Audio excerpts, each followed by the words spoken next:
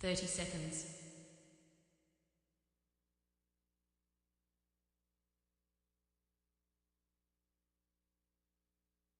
20 seconds.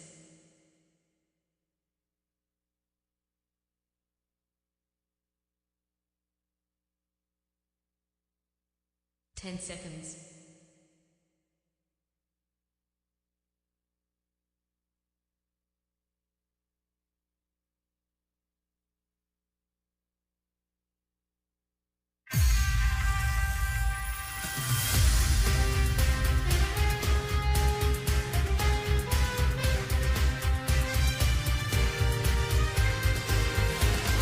Hi, My name's McCauley. I'm Naisha McCauley, and you're watching AccessTV.org.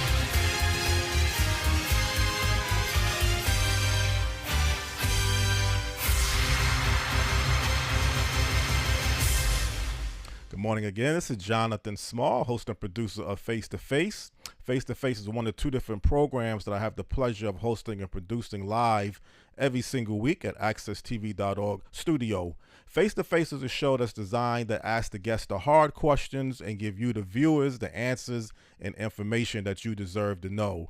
This morning on the Face to Face talk show, we have a returning guest to the AccessTV.org network. I had the pleasure of interviewing in the in-studio version of the All About You talk show in the 2010s, and also interviewed this particular guest on Morning Talk Live with McCauley talk show a few years ago, and have the pleasure of having him on this morning on the Face-to-Face Public Affairs talk show.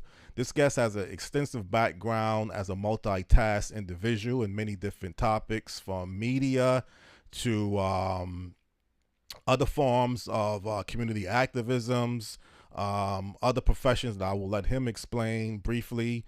And he is a real smart individual who has a good insight in many different areas of society. The guest this morning on the Face-to-Face talk show is a radio media host, community activist, psychotherapist, no other than Keaton or Andrew Keaton. Good morning, Andrew. How are you doing? All right. Good morning, Brother Jonathan. And first of all, it's my pleasure to be on such a great platform that you guys have here with the McCauleys and yourself. So I'm just, elated to be here. Okay, it's our pleasure. Likewise. Andrew, could you let people know a little bit about yourself and background briefly before we get into our main topics of discussion? All right. Well, briefly, born and raised in Springfield, Massachusetts, which is right down the road. Graduated from the public school systems, went on to receive a Bachelor of Arts and Master's in Social Services. I am right now currently psychotherapist. I'm also a private detective as well in the city of Springfield. A domestic violence facilitator for an organization called BHM, Behavioral Health Network. And I just resigned from drug court too. I was a co-chair of drug court for Mission Inc., which overseen the drug court from the state of Michigan and the state of Massachusetts. And I can keep going on and on and on. But just a community, just a original, ordinary guy. I consider that just likes to get, into things and things that are really productive in the community. I just like to have my hands in things. Definitely. Okay, very impressive background. Humble person. Andrew, when we talk about drugs, whether it's legal drugs and illegal drugs, it's still crippling our society. And sometimes people overlook the everyday citizens that's caught up into any forms of legal or illegal drugs.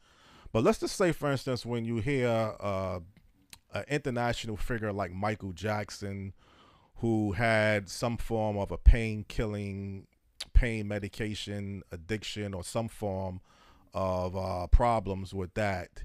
And then you hear an ugly side of a doctor, Conrad Murray, being involved with possibly, I think he was charged with manslaughter. Could you let people know exactly this side of exactly what happened to Michael Jackson towards his death, or what led up to that particular tragic incident? Well, because it's Michael Jackson, the media attention is he's going to receive a lot of media attention. But the historic piece of drugs, whether it's heroin, whether it's opioids, whether it's crack cocaine, is nothing new in entertainment, in the show business. I mean, you can go all the way to some of the great jazz artists who were given cocaine and addicted to cocaine and addicted to various drugs. It seems like it's synonymous with the entertainment business, drugs, because it runs rampantly and fluid. And I'll just tell a story because it's something that I know with a buddy of mine, with Dwayne Hendrix, who actually is a third cousin of Jimi Hendrix. So I know that his manager at some point was giving him a lot of depressants and opioids to supposedly to keep him his dates on all these tour dates that he had. But really what it was doing was it really getting him to subdue him, because he would, at some point, Hendrix was talking about breaking off from the manager and having other people manage him. So I mean, you have a lot of stories like that in Hollywood. So Michael Jackson's is no different. It's just funny how he finally was able to win the legal battle with getting his masters back, and then all of a sudden he's forced to go on tour. Next thing you know, they're saying he has to take opioids and antidepressants. Next thing you know, he's dead. So I don't think it's a coincidence. I just think it's just something that is synonymous with Hollywood. It's drugs, Hollywood, and it's that scene.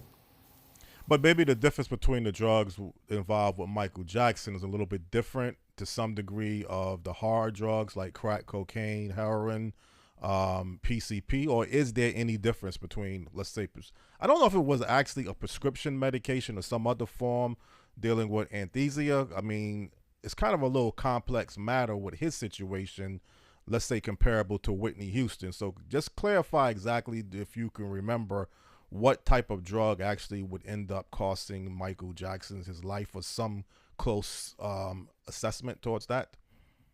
Well, we just heard of one drug. Mm-hmm. The reason why I brought up those other drugs is because you don't know what these entertainments, they're into multiple drugs. Mm-hmm. There's reports that Whitney Houston, and this is allegedly, I'm not saying it's true or not, it's alleged she was on crack cocaine. Mm-hmm. So it's multiple drugs. There's reports coming out saying Michael Jackson smoked marijuana. So we don't, like I said, these things come out. But when you're in that Hollywood atmosphere, that entertainment business, it's a smorgasbord of drugs that's definitely at your grasp. So the opioids is what put him down, but we don't know what was given to Michael Jackson. We don't know what his lifestyle was when it came to drugs. I mean, remember, he was bigger than life, so at that time, and he was more of an introvert too. There's stories that tell you. So people seek out drugs. They seek out different avenues. They seek out different things. So we don't know what was given to him on a regular basis. We don't know if he was, and a lot of these managers, and I'm telling you this, a lot of these people are put in this place to do things like that, to introduce them to certain things and to introduce them to certain drugs. So I wouldn't say that there is no difference. They're all addictive. They all are deadly, and they all can be effective if you were given to somebody to harm them.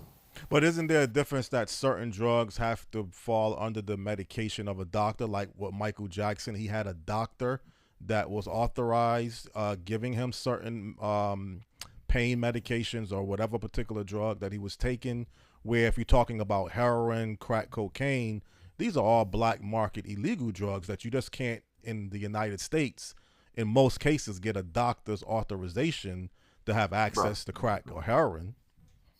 Right, right. I mean, to your point is, I mean, these suppressants were given to him and prescribed by a doctor really to manifest the situation or to whatever because of his depression or whatever they're saying, or anxiety.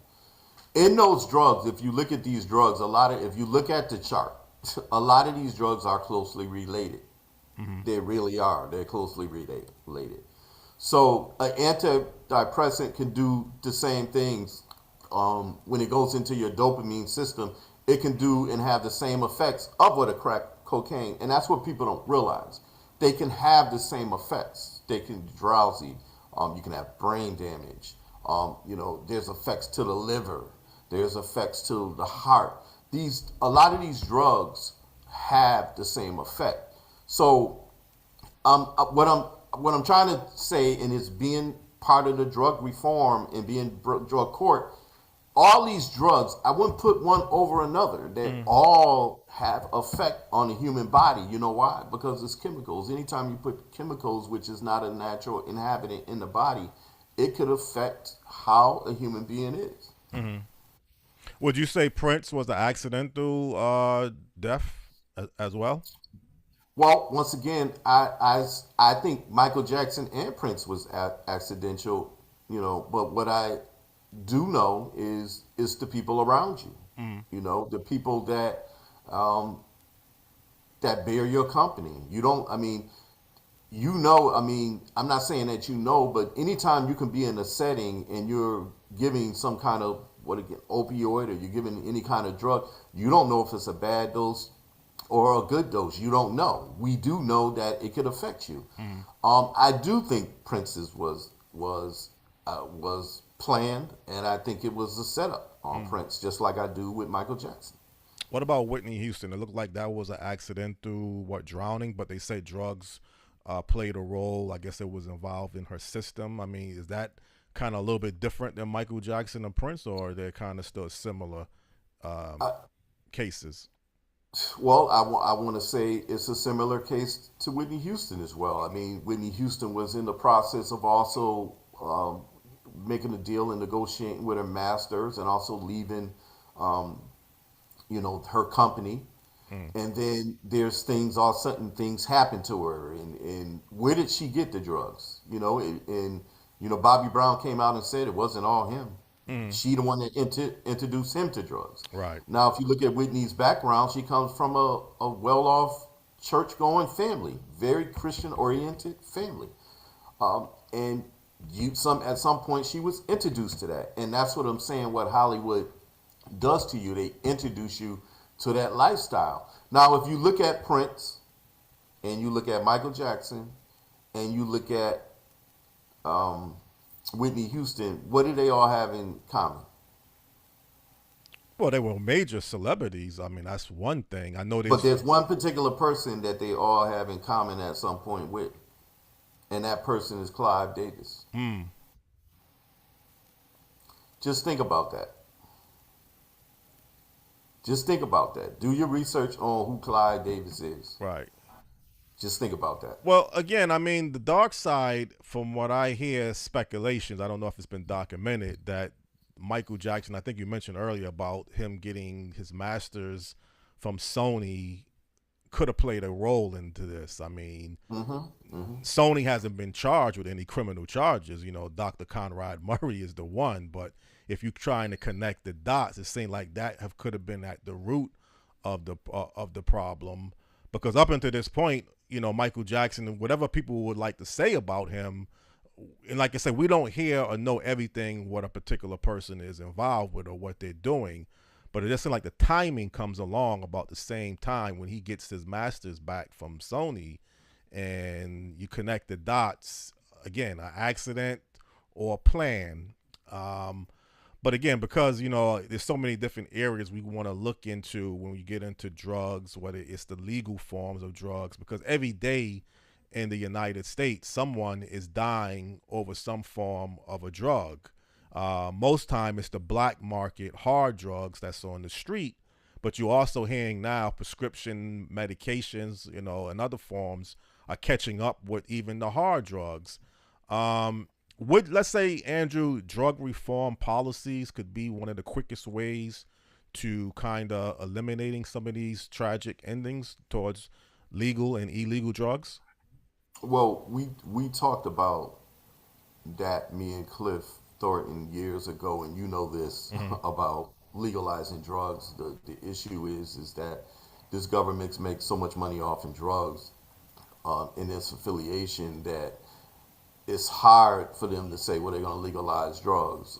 Then when legalizing drugs took sort of a spiral, I want to say in about 2020, 2021, then all these dispensaries start showing up, when they figured they can monetize off it. So now you got dispensaries in Massachusetts. I don't know if they're in Connecticut yet, but they're all over the place now. Now you look at it, marijuana is on the stock market. So some opioids are on the stock market. So they figure on how to monetize on all of this, when it should have been legalized the whole time. But at some point, they're going to figure out how to make a dollar off in this.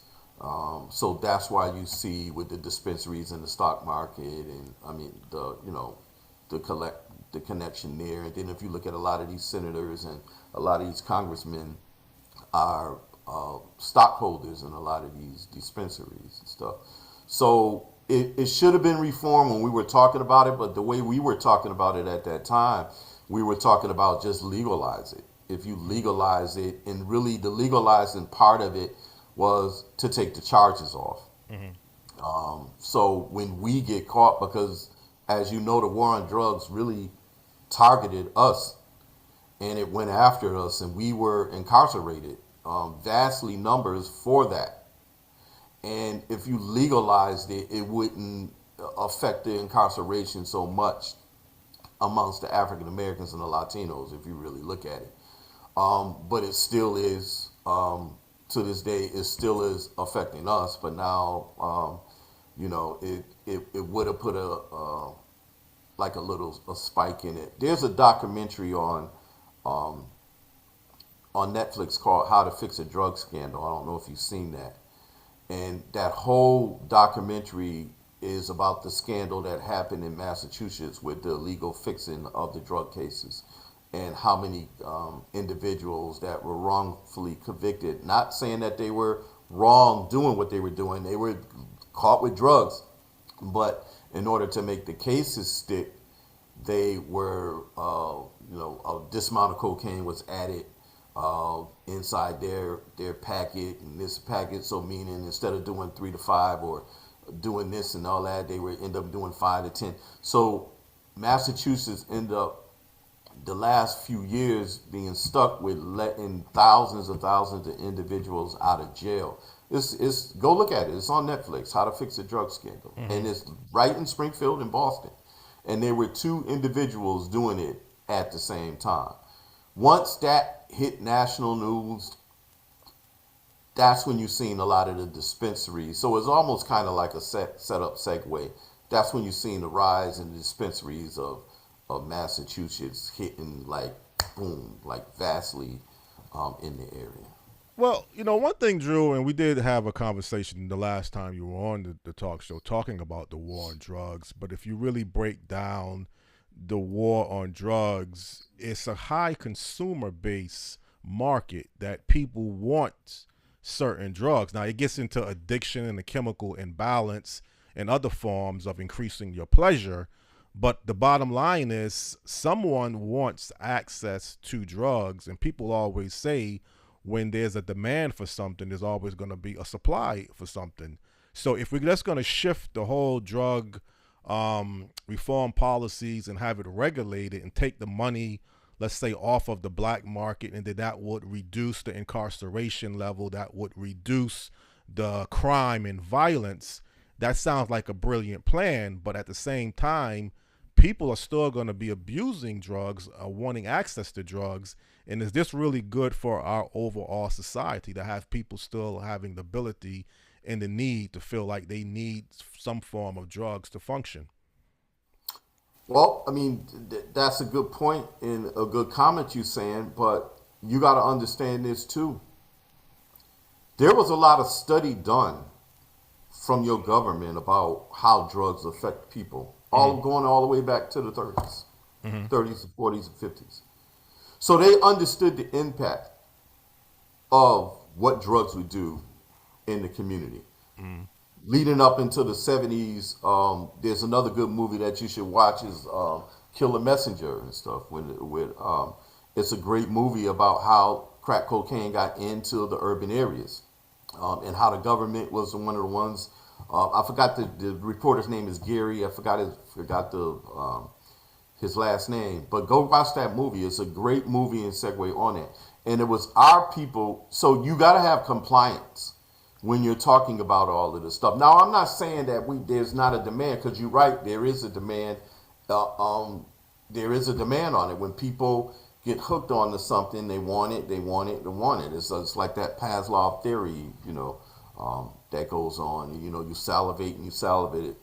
But there have been studies that shown that if you connect melanated people with drugs, that they'll get hooked onto them, and a lot of it has to do with the melanin that people don't even talk about. And that's that's a whole show we can talk about with your melanin.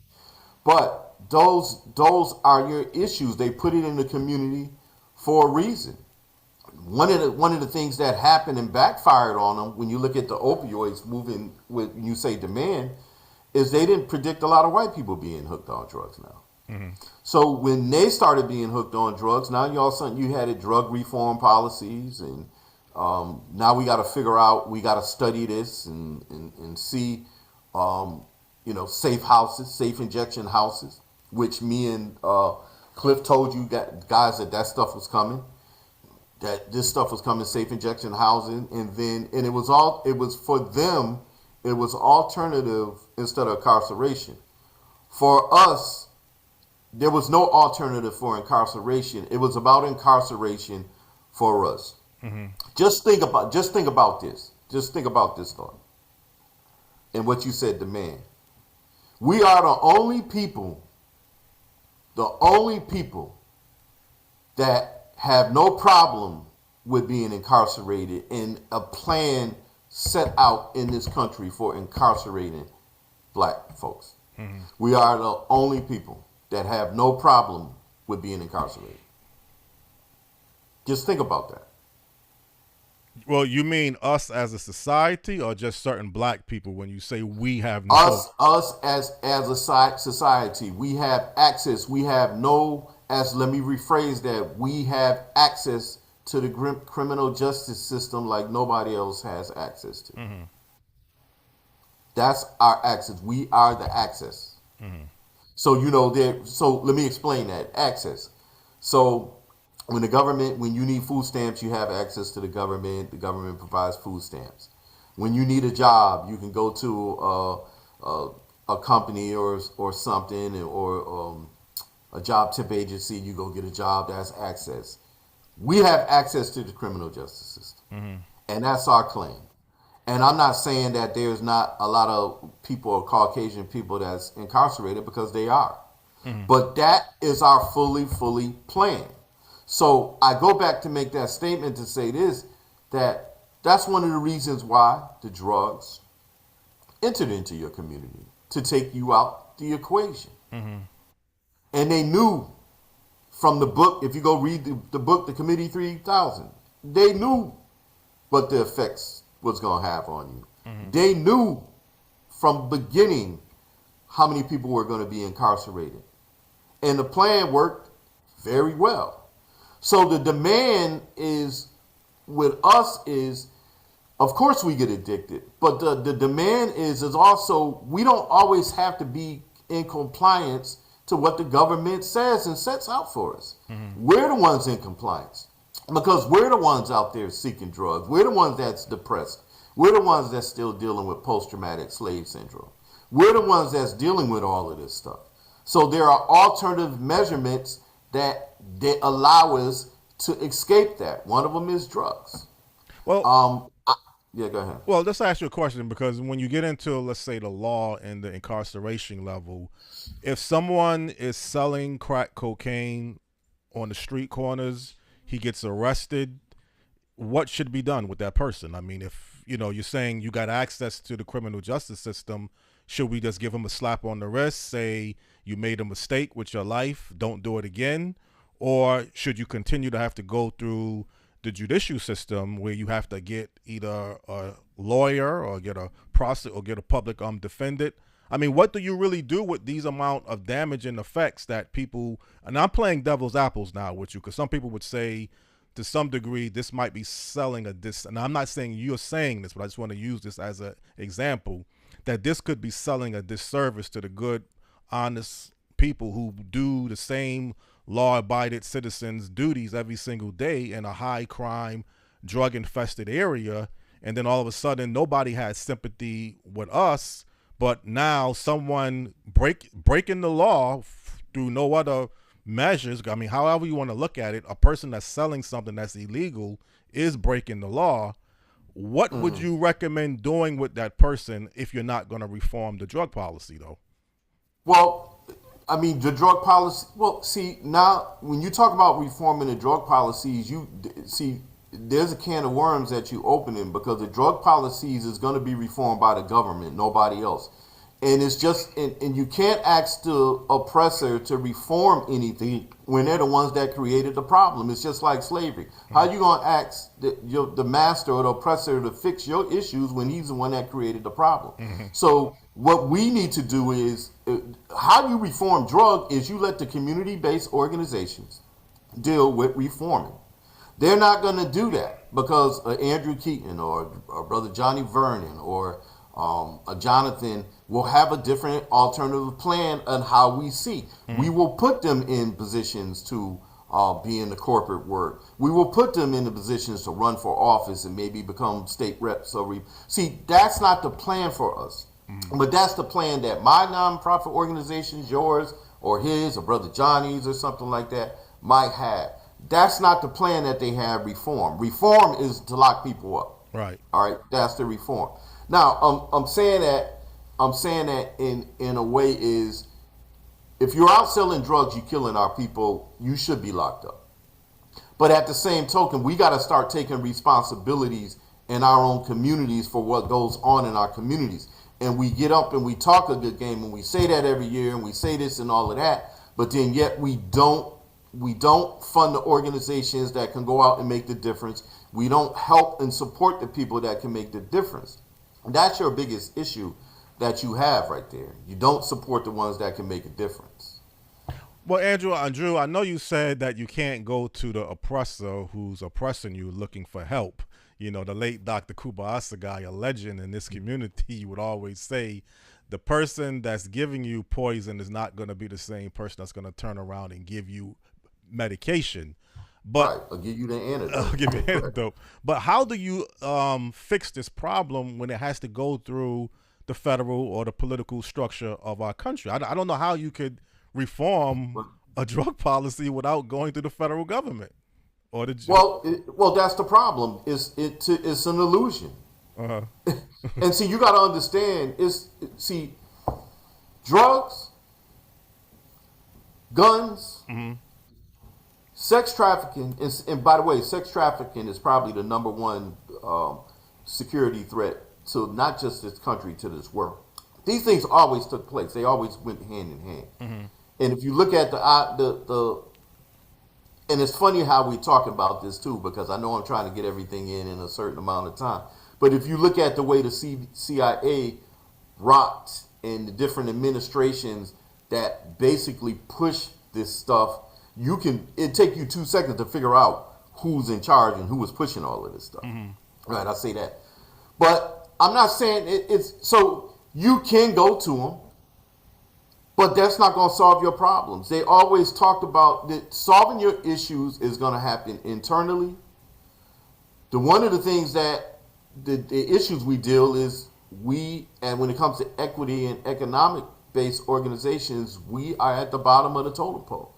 So it's hard to fight these issues if you don't have jobs, if you don't have an economic base. And it's done by design for us to be in these positions because we make the biggest noise and we get no results out of it. And your state reps or your governors will talk a good game when they're running for office and then get in there and ignore the whole problem. And that's your issues. And we're not making them accountable. And when you make it accountable, you can't have an appointment or you can't meet this person. You can't. It just doesn't happen that way. But we're in compliance. Just what's a suburban town? What's a suburban town, a mostly all white town in Connecticut where you are? Avon, Connecticut is right outside of the Hartford city. Very close. When the last time you rode through Avon, Connecticut? It's been a few years for me personally. Yeah. I can't tell last one I've been. I don't have. Okay, let me ask you this. I'm not saying they don't have an opioid problem and issue. When the last time you rode through Avon, Connecticut, and you seen drug dealers standing on the corner? Well, I've never seen that. Every time I went out to Avon or Simsbury, I've never seen drug dealers standing on the street corner. And you won't see it. Right. See, that's my issue because they don't allow it. They don't. The community doesn't allow it. But some reason we allow it. And we live in these communities where we know who's doing it. You know, it's in some cases it's our nephews, it's our cousins, it's our big brothers, it's our fathers, it's our mothers, our sisters, our nieces and nephews. There's some kind of relation to it, especially when you grow up in a small place like Hartford or Springfield. There is a connection, or you notice. You know, just like if something happened in the news or this person gets arrested for drugs on a silent avenue, you will say, "Oh, I know their father." Oh, I know. So you know the root of the issue, but how you gonna fight it? And the government has the means to fight it because they created it. But if they're not going to be in compliance of saying, hey, I'm going to give Jonathan's organization $10 million to put boots on the ground to go into the community to do aviation training or to do construction training. You know, a lot of people say they can't get jobs in construction, but it's funny how in Hartford and in Springfield, all these buildings keep going up, but there ain't no construction jobs, right? So construction jobs. You know what I'm saying? You see what I'm saying? Where is it? There's grassroots organization. I guarantee you right now, in Hartford, Connecticut, and Springfield, that if they're given the right resources, can go in and can reduce some of this harm reduction of people selling drugs and drugs just by what they can provide economically in equity. Well, you know, and I got to be careful because I really like this person that we have as our congressman in the 1st District in Connecticut, John Larson, and he's done a tremendous job. And he supported some grassroots organizations like the Mothers United Against Violence in Hartford Community that cares. But it would be hard for me to tell him, you know, here's another organization that's doing something, whether I'm part of it or not, that I think you should get behind and support. I don't know how elected officials decide which type of organizations that they decide to fund or have federal dollars funded. But I say that to say some organizations could tell you we're getting money, like the Mothers United Against Violence is an organization that deals with people that have been victimized through homicides, whether it's a drug dealer being killed over a drug deal gone wrong, or just an innocent bystander that has been killed, which has happened constantly in the inner cities throughout of our country. So some elected officials will say we do support certain initiative programs, but when it comes time to dealing with something of the drug reform policies, we would rather probably most likely support it if it's like a treatment center, because you do have substance abuse treatment centers. But to really get at the root of the problem, like you say, with these worms, you start to uncover this whole drug policies and how this drug structure is operating. I think that's going to be a difficult sell.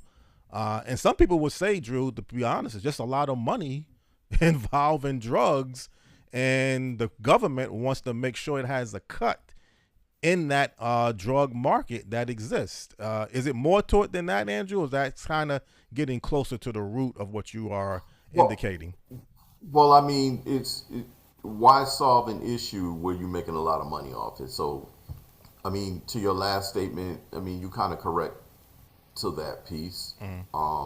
But a lot of what you just said, just to backtrack a little bit, what you said, a lot of what you talked about, treatment centers and mothers against, you know, violent offenders or whatever, those are all reactive organizations. Where's the proactive organization? So you need more proactive organizations. People, like I said, more gang interventions, more conflict resolution organizations. And I know there are a couple of in the Hartford area, and when I talk to the individuals, they tell me the same thing. They're underfunded, they can't put another staff, and then yada yada yada. That's another thing. But back to the government, once again, I'm going back to what I said. I mean, you know, if there's somebody created the problem, they're not going to fix the problem. If they, especially in something on a vast majority like that, and it's not just Springfield, Hartford, Baltimore, Chicago, because you look at certain areas, the news is highlighted when it comes to drugs, or California, or New York, or something. It's everywhere you go. I just came back 2 weeks ago from Montgomery, Alabama. And Montgomery, Alabama has a cool, rich history when it comes to our people, negative and positive and stuff. And they have an issue with drugs, you know. And once again, it all boils down to the equity and economics of that community and how you can balance the playing field. So one of the things that politics don't do is they don't balance the playing field. And that goes for everybody, who you might like them or not. And they know how to balance it. They can't, because some of these people that are getting money, or some of these organizations are getting money, are old heads, and it's the same old money cycle. And that's an issue. It's an issue because, you know, maybe a few people held signs for the governor over here. They're going to be taken care of, and that's your issue. You know, so sometimes if you want to get into politics, you know, you got to understand what you get into. You can't sell people on a dream, because the first thing politicians in all these areas they sell you on is education and public safety, and they get in there and they never reform the education and public safety. So it's the same old thing that we've been hearing for years and years and years and years, and we don't make it accountable, because we just wait for the next term to either vote them back in or vote somebody else come in saying the same thing, and they get in there and they realize. And I'm gonna say this too, because I had ran for office up here too a couple of years ago. You realize that when you get in there, that you up against something that you foreseen. You up against a political machine. And you need to vote this way and you need to vote that way, or things ain't what you thought it was. Because a lot of times we run for office, and I know Mr. McCauley, I think, ran for office a couple of times too, right? A lot of times we run for office because we want to make change, we want to see something different happen, and then we get in there and realize that, what am I jumping into? So a lot of time, once again, the reform is going to come from like a Cliff Thornton. It's going to come from an Andrew Keaton. It's going to come from a Jonathan Small for the Green Organization. It just so happens that the equity and economic piece of it is not balanced, because we don't have the resources to go all over. If we had the resources, we can make reform, because there's a lot of things to drugs that people don't realize. There's the harm reduction piece of it. There's the use to it. There's what it does to you. You know, a lot of these individuals take these drugs and don't even realize what it does to them. And then when they get affected by them or hospitalized, then they realize they should have stopped. And they try to stop, and then they try to live a normal life, and their whole organs are damaged because of all the drugs they use. But they never got the education that they should have got. And I think, so there's a lot of things into drugs and drug reform that you could put in that, you know, that these grassroots organizations could focus on. But once again, equity, I'm going to always say equity and economics is the reason why they're not at the forefront. Well, I always like, and as we're running down on time, I always like to try to find a positive way to end this particular segment. And obviously, one thing I did forgot to bring up towards the entertainment side, and it might not be a good example, but when you're talking about people being disadvantaged through social economic factors, I don't know if entertainer P. Diddy really has a substance abuse problem, or he is someone that would, let's say, be in the same category with a Michael Jackson or Whitney Houston or Prince on that level. But it seems like to me something is wrong with this person, and he's involved in certain orgies, and I don't think the kidnapping charges was able to stick on him. But he's very wealthy. I mean, he's not a poor, struggling person. So I think anybody, I say that as an example, anybody can fall victim towards vulnerability in our society, whether it's the sex trafficking or the drugs, alcohol. It's just not an easy road. And I think, like you mentioned, when you get involved in entertainment, so many factors are being thrown at you simultaneously. You have to really know how to make good judgmental decisions. But what is your take on P. Diddy? Do you think it's some speculations that he's really involved with things that people wouldn't assume someone at his level would be involved with? So one of the things that I told you earlier, and I mentioned one person's name, and let this resonate with you. Clyde Davis. Okay. Quincy Jones. Just researched them. Right.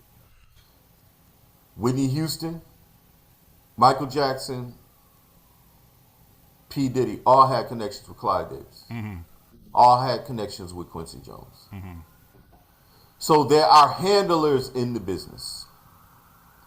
And your handler is going to control you in a way where they always going to have control over you. Just remember that. Now, we can get real deep into it. Right. We don't have time. But don't lose the sight of that. Okay. Because that's the common denominator. Those are the common denominators. And they're going to control you, whether it's through these orgies, these sex parties. They're going to have things on you. They're going to fill you with drugs, as long as they can control you and you making money for them. P. Diddy's accountant testified that, he just has a lot of money in stock options and this, but he doesn't have any real money. How is he able to function and still do the things that he can do with his name still in light? That's his publicist. That's his management company. He sold out a long time ago. Right. And that's what it is. That's for you to be in the limelight. I mean, see, we give a lot of these celebrities a lot of credit. And we don't understand what they went through to get to where they are. And they're coming out of nowhere and they're coming this. Because a lot of them have sold their soul. And I'm pretty sure selling their soul had a lot to do with what happened to them sexually, what happened to them as far as drugs, and what happened to them in, through their sacrifices through their families, or what they had to sacrifice. Because there's always a sacrifice. Right. And don't let me get into the Masonic tones in the music business and the Jewish influence. I hope y'all sure don't get in trouble. But the Jewish influence in the music industry. So don't let me get started on all of that, because that's a whole nother show. But just look at that. Do the research on that. All right. And those are your common denominators on all of that. Well, Drew, I always like to ask every guest towards the end of the show if there's any last things that they would like for people to know, what they're doing, what they're planning to do, or what they are involved with. Kind of briefly, feel free to express yourself. Well, I mean, first of all, thanks for the opportunity to have me on the show. Again, I appreciate the time and what you guys do at accesstv.org.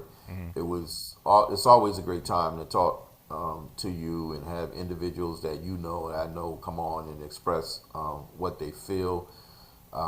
today was a good topic. As you can see, I can be all over. It's just hard to talk about that in 45 minutes because there's a lot of things we can go on. I can tell you the origins of the whole drug trade and all of that. But I just want to say to the community, compliance is everything.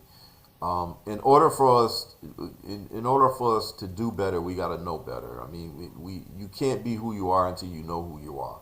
So there's things that what we have to do within our own selves. We have to study. You can't be a man or woman if you don't study.